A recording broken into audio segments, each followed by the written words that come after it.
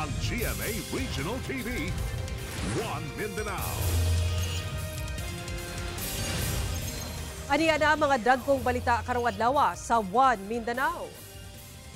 Pagmuntar og truck lane ug pagpatuman og one-way sa pipila ka dalan sa Davao City. Ginaruso ngadto sa City Council aron maminusan ang bugat nga dagan sa trapiko sa syudad. Pekeng NBI agent ginapangita na sa otoridad sa Iligan City human gireklamo sa usa ka langyaw nga giingong gi-scam niini. Kanhi Pangulong Rodrigo Duterte wala sa saktong kondisyon sa panglawas aron moatubang sa hearing sa ICC, sumala siyang abogado nga si Attorney Nicholas Kaufman. Karong Thyroid Cancer Awareness Month, tambag sa mga espesyalista nga kung dunay bukol nga makapa sa liog, gilayon kining ipakonsulta. Moabot sa 50 centavos kada litro nga pagsaka sa presyo sa gasolina ug diesel, posibleng ipatuman sunod semana. Majestic Dao Fall sa Samal Island sa Davao del Norte. Perfect nga laagan karong weekend. Kini ang GMA Regional TV, One Mindanao. Mayong hapon Mindanao, ako si Sara Hilomen Velasco.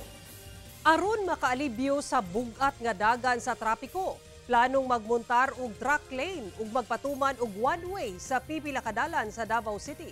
Atong sayro ng detalye niini sa live report ni Argil Relator. Argil. Sara, gawas sa ginapatuman karon nga truck ban sa Davao City, ginaplanuhan sa pag-designate og lane kung asa lamang muagi ang mga truck o truck lane ngadto sa mga halapad kana mga dalan. For example, kato mga 3 lanes nga dalan aron dito lang gayud muagi ang mga truck nga muagi no sa Davao City labi na diha sa Diversion Road. Samtang dunasay ginatun-an karon nga pagpatuman og one-way traffic o one-way lang ang mga sakyanan nga muagi labi na sa pipila ka mga dalan diha sa downtown Davao. Giduso ni Vice Chair sa Committee on Transportation Councilor Ralph Abella sa Davao City Council ang pagpasa og ordinansa nga magmuntar og truck lane. Sa plano, ang center lane sa 3 lanes nga dalan labi na sa Diversion Road kay himuong lane alang sa mga truck. Ang atong karsada ang naa sa left, naa sa inner road, naa diha ang mga truck mga ge. Especially sa Grace Agdao, but ang atong nakita asa implement ang project sa Diversion Road. Tumong niini nga malikayan na ang aksidente sa dalan ug maminusan ang huot nga dagan sa trapiko. Dugay na nga nagpatuman og truck ban ang Davao City gikan alas 5 hangtod alas 9 sa buntag ug alas 4 sa hapon hangtod alas 8 sa gabii. Gawas sa truck lane, ginaduso sab ang pagpatuman og one-way sa Uyangguren ug Monteverde Streets sa downtown Davao kung asa sagad matikdan ang huot nga dagan sa trapiko. Aprobado na matod pa kini sa Davao Filipino-Chinese Chamber of Commerce and Industry. In fact, himpisaw lang up to Magsaysay, then Monteverde, Leon Garcia to Himpisaw. Mag-expand ang among representer from instead of Himpisaw up to Guerrero. Ang maong plano na presenta na sa City Transport and Traffic Management Board, ang policy-making body sa City TMO. Ginahulat na lang ang approval sa City Council aron mapatuman ang one-way traffic sa Uyangguren ug Monteverde. Hinoon, muagi pa kini sa pilot testing. I-one-way nato na siya ang Uyangguren. Tapos ang Monteverde. Pero 90 days lang na siya, period, para makita nato kung effective ba o dili. Sara, sumala sa City TMO nga sa pagpahigayon no o kining 90-day trial o pilot testing sa one-way traffic scheme na binadiya sa may Monteverde Street. Doon ay mga adjustment nga paghimuon sanglit ang area na designate sab og ilan na ubos ordinansa nga pay parking area o drapod no ang pag-unload sa mga negosyante sa maong area silang mga stock. So sa pagpatuman ni ana doon ay paghimuon nga mga adjustment ang City TMO. Sara. Okay, daghang salamat Argil Relator. Atong sayron ang dugang pang mga balita sa Mindanao. Makabanato si James Paulo Yap live sa Cagayan de Oro City. James? Salamat, Sara. Ginapangita na sa otoridad sa Iligan City ang usa ka lalaki nga nagpailang miyembro sa National Bureau of Investigation aron nga makaskam. Lakip sa iyang nabiktima usa ka US citizen. Ano yan dugang detalye? Usa ka lalaki ang ginapangita karon sa National Bureau of Investigation kun NBI, Iligan City District Office. Human nga nagpaila kuno kini nga miyembro sa NBI aron mangdani sa iyang biktima nga mo-invest sa agricultural products. Usa matud pa ka US citizen ang nagpakitabang sa opisina sa NBI Iligan City tungod na biktima kuno sa investment scam nga gidumala matud pa sa usa ka NBI agent. Dugang pasalangyaw nga aduna na kuno'y higayon nga nakikita kaniya ang suspect kauban ang mga armadong lalaki nga nagpailang mga miyembro sa NBI. Naman daw checking nga gipang issue daw wala na makuan, wala migon. So nyanig sa giligan. So part sa iyang pagpangita og justice para sa kaugalingon, nakaunaw na siya nga mo reklamo diri sa opisina. So pagreklamo niya, mo na to nga nagawas na to nga nagpailang nga NBI, first nga met kang kuan.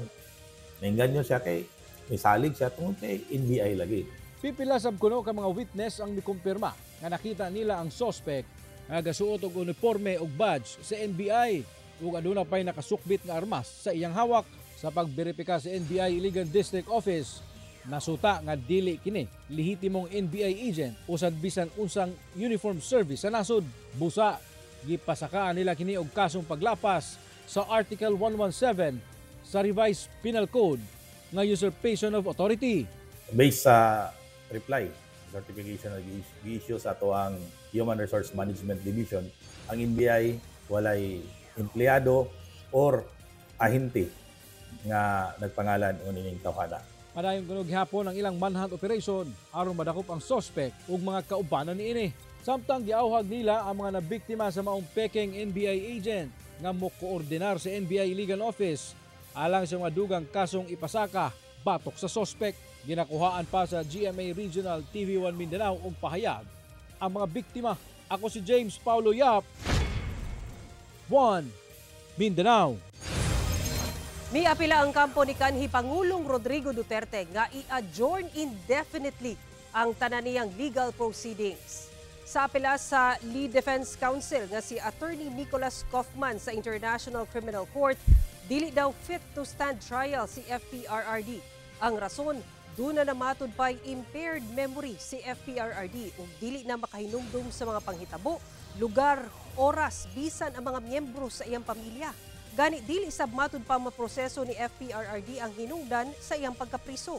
Tungod niini wala na matud pay matabang si FPRRD sa iyang kaugalingong defense. Hangyo hinuon sa prosecution sa ICC Pretrial Chamber 1 inay indefinite, posibleng short adjournment lang sa legal proceedings ang kinahanglan sa pikas kampo. Bisan unsa man nga delay, limitado lang hangtod sa makadesisyon ang chamber kung dili nagyud fit nga mutambong sa mga hearing si FPRRD.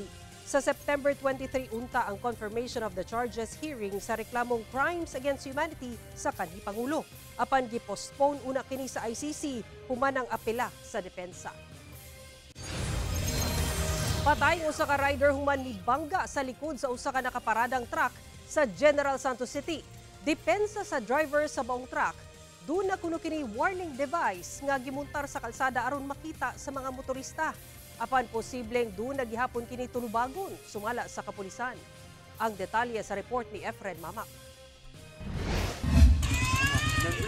Nagbuyod na sa kalsada kining usa ka lalaking rider human nabangga ang gimaneho ang motorsiklo niini sa nakaparadang truck nga gikargahan og bugas sa barangay Kalumpang, General Santos City banda 2:30 sa kadlawon adlawng Biyernes. Gani, ang motor niini napasok gayud sa ilalom sa maong truck. Sugang impact sir. Tayo ang truck. Naog dayon me. Tanaw ninyo sa ubos? Motor na yung...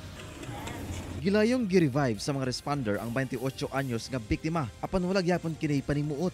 Gidala kini sa ospital apan gideklarang dead on arrival. Matud sa Traffic Enforcement Unit sa General Santos City Police, kusog ang paragan sa biktima diyang nabangga kini. Based sa statement po ng mga nakakita is mabilis po yung takbo ng motorcycle sir, and hindi niya siguro nakita na mayroong nakapark doon na truck. Depensa sa 23 anyos na driver nga duna kuno kini gimontar nga warning device aron makita sa mga motorista. Warning device. Tapos kanang lubot sa truck, igo na sa suga, mag-reflect ng mga murag sticker niya. Apan nakita sab sa kapulisan nga halos gikaon sa maong truck ang nakong bahin sa kalsada kung asa kini nagpark. Based sa ating nakalap is 60% po ng road is na-cover po ng truck. So tinitingnan natin sir kung may kapabayaan yung driver din doon sir sa incident. Hinuon aminado ang driver kalabot ni ini. Nangayo na lang kini og pasaylo sa kabanay sa biktima. Ngayon lang ito pasaylo gyud. Nako na gituyo. Ginasulayan pa nga makuha og pahayag ang kabanay sa biktima. Kauban si Gary Balantay, Efren Mamak, One Mindanao. Gilunupan ang pipila ka kabalayan sa South Cotabato ug Cotabato Province gumikan sa kusog nga pag-ulan. Duna say nadanyos nga mga pananom ug usa ka gihiktan nga kabayo nga namatay human gituuhang nalumos dihang naabtan sa baha. Ang detalye sa report ni Efren Mamak. Nagkaguliyang na kining mga residente diyang gilunupan sa tubig baha kining usa ka umahan sa Barangay Muloy, Surala, South Cotabato human milapaw ang tubig sa usa ka sapa gumikan sa kusog nga ulan Huwebes sa hapon. Ay, sino kabayo na, ha? Ayaw ka tayo isang umaron. Uy, Diyos ko, Lord! Doon na say mga hiniktang kabayo ang naabdan sa baha. Usa ni ini ang namatay human giingong nalumos. Hindi nila na nakuha ay akala nila gamay lang ang ulan. Hinoon naluwas ang ubang mga hiniktang kabayo sa mga residente sa lugar. Diyos ko, Lord! Atol sa pagbaha, nalunupan sab ang pipila ka kabalayan sa lugar. Ginasuta pa sa barangay ang ihap sa kabalayan nga naapektuhan sa baha. Sa tala sa mong barangay, anaa sa 15 ka ektarya sa mga pananom nga humay ang nadanyo sa baha. Nakasinati sab og street flooding ang National Highway sa Coronadal City. Apan doon naghihapoy mga motorista nga mipugos og labang bisan sa baha. Sa Midsayap, Cotabato, daw dagat na kining usa ka kalsada sa barangay Rangaban nga gilabang sa mga sakyanan. Ang maong tubig baha milunop sab sa mga basakan sa lugar. Sa Pikit, Cotabato, anasab sa 7 ka sityo sa barangay Nabundas ang apektado sa pagbaha. Dunay pipila ka kabalayan dinhi ang gilunupan. Padayon sab sa pag-awhag ang LGU ngadto sa mga apektadong magbanay nga muhiklin sa taas nga lugar alang sa ilang kaluwasan. Sumala sa pag-asa, epekto sa severe thunderstorms ang hinungdan sa pag-ulan sa maong mga lugar. Yan po'y kakibas sa epekto nitong severe thunderstorm. Although ay isolated case lamang ito sir sa hapon, but so far, bugos po ng maraming paulan sa mga nabanggit na lugar. Samtang nagpahimangno sab ang pag-asa sa mga posibleng epekto sa low pressure area nga magdala og mga pag-ulan sab sa Mindanao. Kauban si Gary Balantay, Efren Mamak, One Mindanao. Pipila ka mga baligya sa mga ambulant vendor palibot sa Cogon Market sa Cagayan de Oro City ang gipangkumpiska sa Roads and Traffic Administration tungod hugot na kining gibawal. Gipang embargo sa mga personay sa Roads and Traffic Administration nga kabahin sa Night Market Committee sa Cagayan de Oro City LGU ang pipila ka mga baligya sa mga illegal ambulant vendor palibot sa Cogon Market. Gikuha sa otoridad ilang mga push cart nga mo'y ginagamit sa pagpamaligya. Gihimo kini pinasikan sa polisiya nga ginapatuman sa syudad human nga gihatagan na og mga oras ug pwesto ang mga ambulant vendor nga makabaligya palibot sa Cogon matagikan alas 6 sa gabi hangtod alas 5 sa buntag. Mao nga ang pagpamaligya niini nga wala sa gitakdang oras hugot nga gibawal. Ang mga nakumpiskang baligya nakatakda nga i-turn over sa CSWD para magamit pa sa laing mga programa.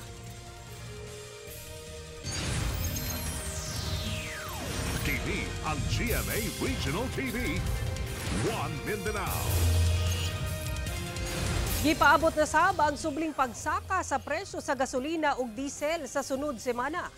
Sumala sa Oil Industry Management Bureau sa Department of Energy, base sa 4-day trading, posibleng musaka og 20 centavos kada litro ang presyo sa gasolina. Samtang moabot sa 50 centavos matag litro ang posibleng iusbaw sa kada litro sa diesel o posibleng walay paglihok sa presyo sa matag litro sa kerosene. kung madayon kini ang ika-5 sa gunsong semana nga pagsaka sa presyo sa gasolina samtang ika-4 sa presyo sa diesel. Ang pagsaka sa presyo sa lana tungod sa pag-abli sa bagong trade opportunities pinaagi sa tariff sa Estados Unidos ug ang hinay nga pagsaka sa produksyon sa krudo sa OPEC+. Mamahimo pa kini mausab base sa resulta sa trading karong adlaw.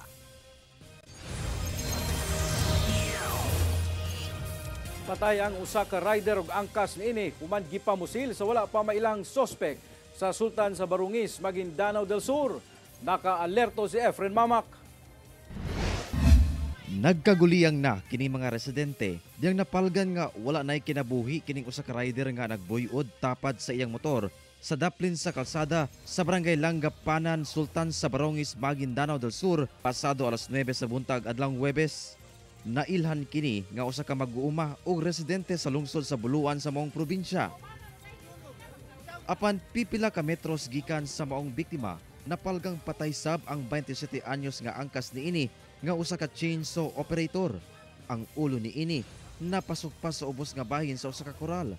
Sa investigasyon sa kapulisan, gipamusil ang mga biktima sa makadagang higayon sa wala pa mailing sospek nga dayong misibat human sa krimen sakay sa motorsiklo. Sa wa pa maigo ang angkas, misulay pa kini ikyas apan diyang naigo na tumba kini sa koral. Nakahiagom og mga samad pinusilan sa lawas ang mga biktima. Ginasuta pa sa PNP ang motibo sa pagpamusil. Naglusad na sab sila og dragnet operation alang sa pag-aresto sa sospek. Ginasulayan pa sa GMA Regional TV1 Mindanao nga makuha og pahayag ang kabanay sa mga biktima. Kauban si Gary Balantay, Efren Mamak, 1 Mindanao. Gipresenta sa PNP ngadto sa DILG ang kapin gatos ka mga armas nga gikan sa mga misurrender nga mga miyembro sa New People's Army sa Northern Mindanao. 149 ka mga armas nga gikan sa mga misurrender nga miyembro sa New People's Army kun NPA ang gikatakdang gubaon sa PNP. Human kini gipresenta sa Department of Interior and Local Government Region 10 nga kabahin sa demilitarization program sa DILG nga kalinaw sa amihang Mindanao. Usa ka round table discussion sab ang gipahigayon aron hisgutan kung paunsa mapalambo ang Enhanced Community Local Integration Program kun ICLIP. Sigon sa PNP nga ang maong mga armas na recover o gipang surrender sukad Enero hangtod Agosto 2025. Misaka og kapin 20% ang kaso sa sunog sa Davao Region sunod lang sa 2 ka bulan karong tuiga itandi sa susamang panahon sa miaging tuig sumala sa Bureau of Fire Protection Region 11. Sumala ni Senior Fire Officer 2 Sheena Suralta ang Public Information Unit staff sa BFP 11 sa impormasyong nakuha sa GMA Super Radio Davao nga sa bulan sa Hulyo ug Agosto karong tuiga miabot sa 241 ka mga kaso sa sunog ang natala. Mas taas kini itandi sa 200 ka mga kaso sa susamang panahon sa nakalabayng tuig. Dungan sa pagsaka sa kaso sa sunog, misaka sab ang natalang danyos nga miabot og kapin 22 million pesos gikan sa 14 million pesos sa tuig 2024. Pagbutyag sa opisyal, electrical short circuit ang nagunang hinungdan sa mga insidente.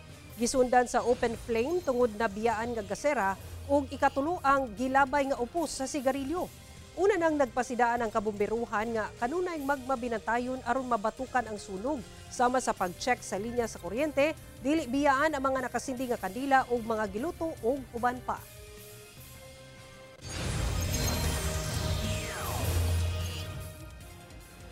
Department of Science and Technology Region 10 nagpahigayon og Game Developer Bootcamp. Industriya sa e-commerce laraw nga mas palambuon pa. Aniyan dugang detalye. Gipahigayon sa Cagayan de Oro City ang labing unang Game Developer Bootcamp nga gipasiugdahan sa Department of Science and Technology kun DOST tumong sa maong programa nga mas palambuon pa ang e-commerce industry sa rehiyon. Ilabi na ang online gaming industry. Usasab ang Mindanao sa nagunang Information Technology Hub sa nasod tungod sa kadaghang tunghaan nga nagtanyag sa maong kurso. Nantay ownership kung kita gid mismo ang develop. And in fact, we can earn money out of what we are creating. So especially for game developers, nasa revenue or royalty nga gitawag. So potential for revenue generation. Sa maong aktibidad, Adunay mga eksperto sa game developing ang ilang giimbitahan ug ang uban kanila gikan pa sa nasud India ug Canada. Ang first year computer science student nga si Seth Oliver Hona hilabihang kalipay nga nalakip sa maong bootcamp tungod gusto gid kuno niya nga makahimo og kaugalingong web design. As a first year, this is a lot of information to process. However, instead of feeling discouraged, I feel more encouraged than ever because now I see a glimpse of what this course can actually bring me to. When we get into even more, even deeper into the topics, mas maka-understand pa mi. But for now, since introductory pa, it's a good refreshment for the mind. Gilauman sab sa DOST-10 nga pinaagi sa mga programa, adunay mamugna nga usa ka online game nga proudly made sa usa ka Cagayanon. Kauban si Makoy Sempron, James Paulo Yap, 1 Mindanao. Kapin 16 million pesos nga smuggled nga sigarilyo ang nasakmit sa otoridad sa Zamboanga City. Duha ka sospek lakip usa ka pulis nadakpan.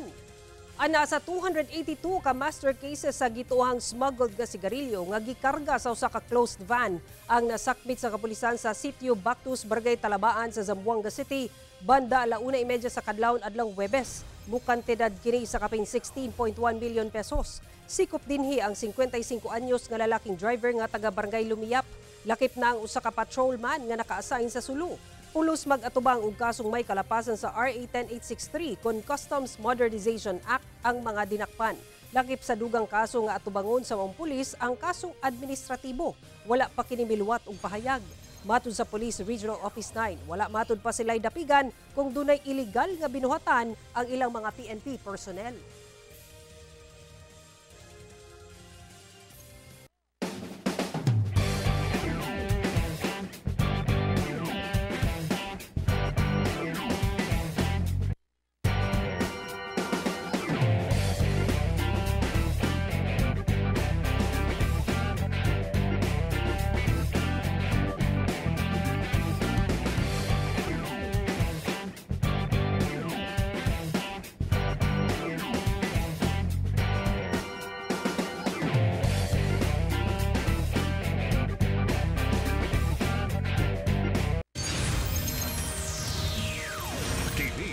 GMA Regional TV, 1 Mindanao.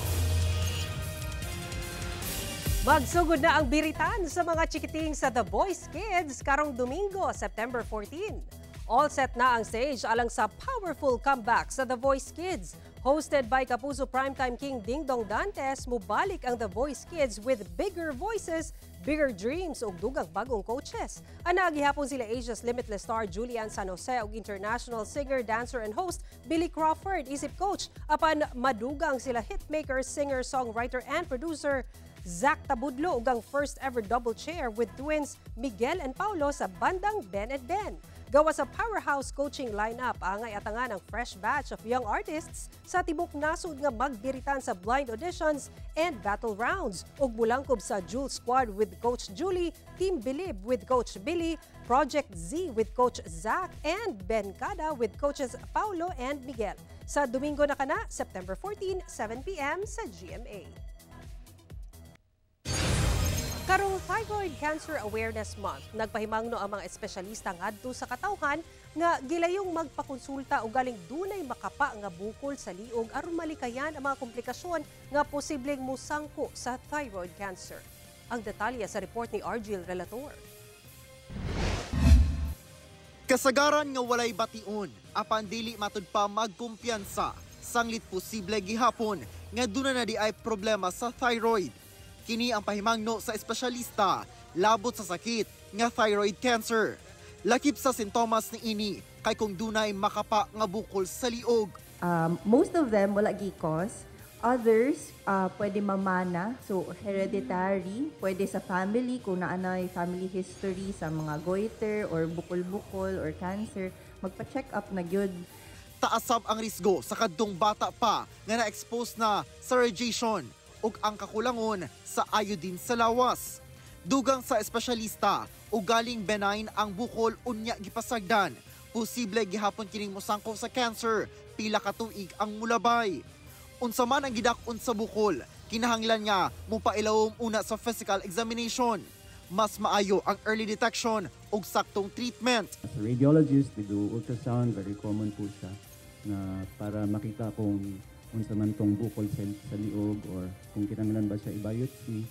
Tapos kung kinahanglan jud, then we offer possible surgery. Kung cancer man jud siya, kinahanglan siya tanggalon. Base sa datos, mas taas ang ihap sa mga babae nga dunay samang sakit kung itandi sa mga lalaki. Diin 3 ka babae sa matag usa ka lalaki sa tanang age group ang dunay samang sakit. Pag after sa surgery, gina-refer siya sa nuclear medicine. We do radioactive iodine therapy, RAI therapy.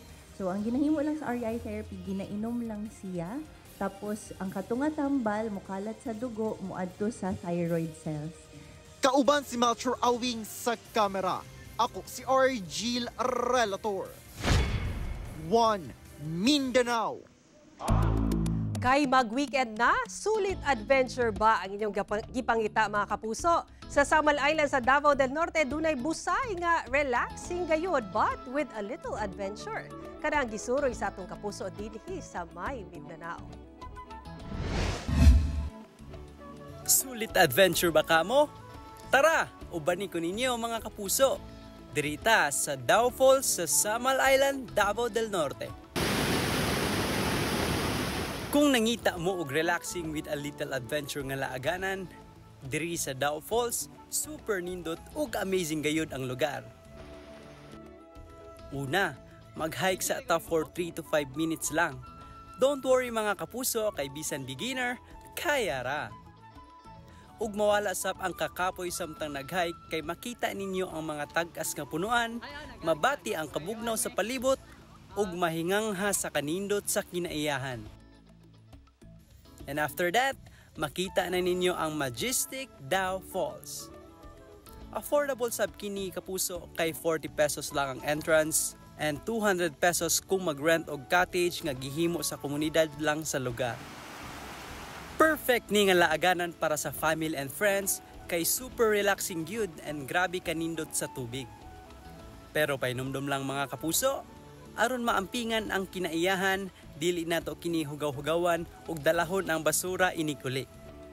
Ako si Darby James Stan and this is My Mindanao. Og mao kato ang mga uling balita sa Mindanao karong adlaw. Mamahimo ninyo kini makita pag-usab pinaagi sa pagbisita sa official website sa GMA Regional TV o bisitahan ang among official YouTube channel ug i-click ang subscribe button para sa pinakauling balita. Daghang salamat sa atong mga kapuso sa Mindanao nga nagalantaw kanamong sa atong mga kapuso abroad.